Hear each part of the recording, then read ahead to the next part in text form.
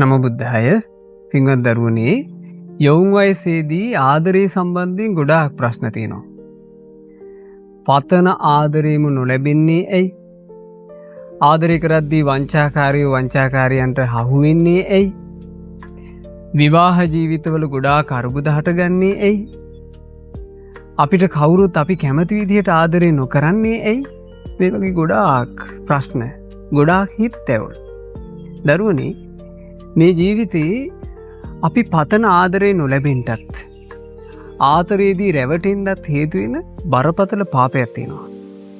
වැරදි කාම සේවනය, සල්ලාලකම. මේ වැරදි කාම සේවනය කියලා කියන්නේ හරිම දරුණු කරකස කටුක විපාක උපදවන එකක්.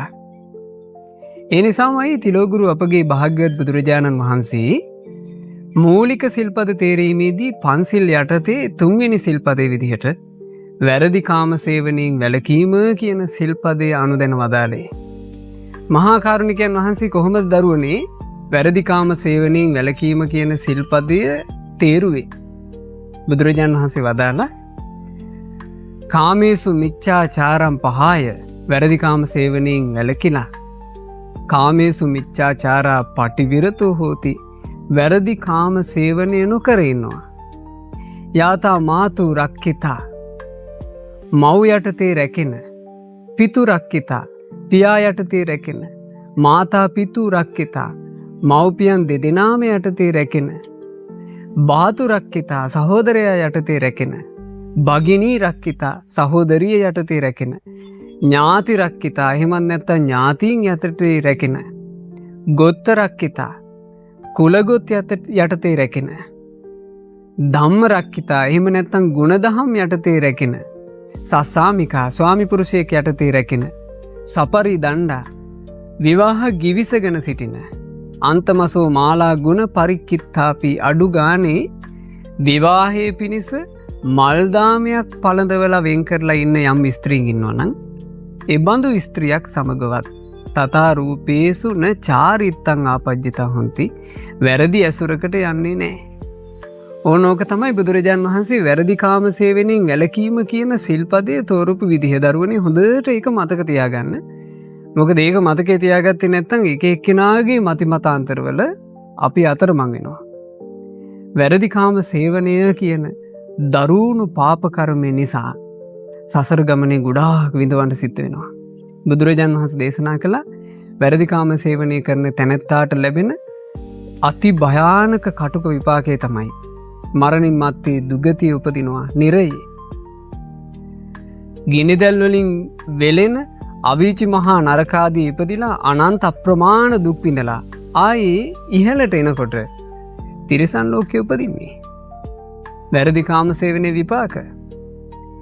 තිරිසන් අපායෙන් නිදහස් වෙනකොට ඒකේනා මනුස්ස ලෝකයකට ආවා කියලා හිතමු. මනුස්ස ලෝකයට ආවත් බුදුරජාණන් වහන්සේ වදාලා බොහෝ දුරට ඒකේනා නපුංසක වෙනවා. ස්ත්‍රී පුරුෂ දෙපැත්තටම අයිති නැහැ.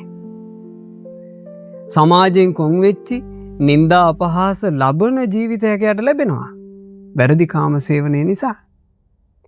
වැරදි කාම සේවනයේ ඊළඟ විපාකය තමයි ස්ත්‍රීන් වෙලා උපදිනවා. මේ වගේ සංසාර ගමනේ අපිට ගොඩාක් කටුක විපාක ලැබෙන්න හේතු වෙන බොහොම බරපතල පාප කර්මයක් වැරදි කාම සේවනය, සල්ලාලකම. වර්තමානයේ වෙනකොට ඒක මේ සමාජයේ දරුවනේ ගණන් ගන්නේ නැති එකක් වගේ මට්ටමට ඇවිල්ලා. නමුත් මේ දරුවෝ බුද්ධිමත් වෙන්න. හොඳට තමන්ගේ ජීවිතේ රැක ගන්න කල්පනා කරන්න. හිතන්න ඔබට ඔබේ ආදරේ ඉස්සරහා යම් කෙනෙක් වංචා කරනකොට ඔබට රිදෙන්නේ යම්සේද? මේ වගේමයි නේද?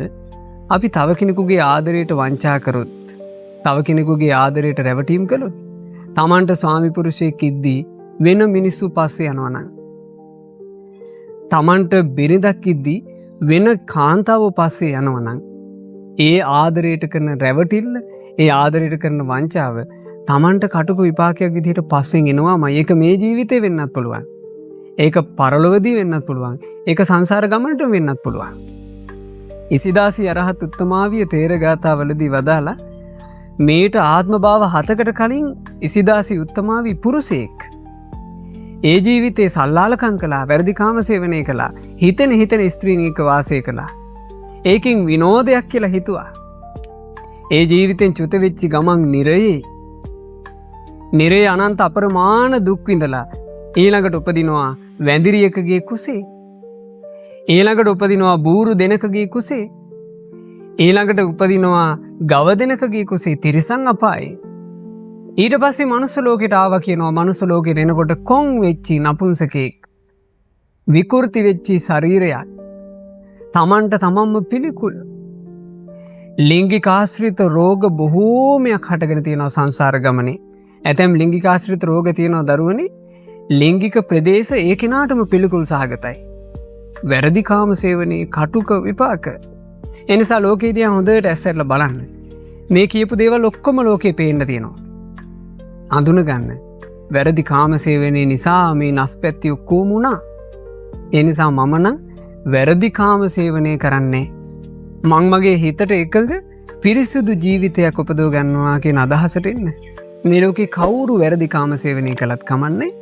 මම වැරදි කාම සේවනය කරන්නේ කියලා සමාදන් වෙන්න. මේ දරුවා හැම දිනාට වැරදි කාම සේවනයෙන් වැළකුණු පිරිසුදු ජීවිත ගත කරන බුදුරජාණන් වහන්සේගේ ශ්‍රාවක දූල පුතාල බවට පත් වෙන්න වාසනාව ලැබේවා. තෙරුවන් සරණයි.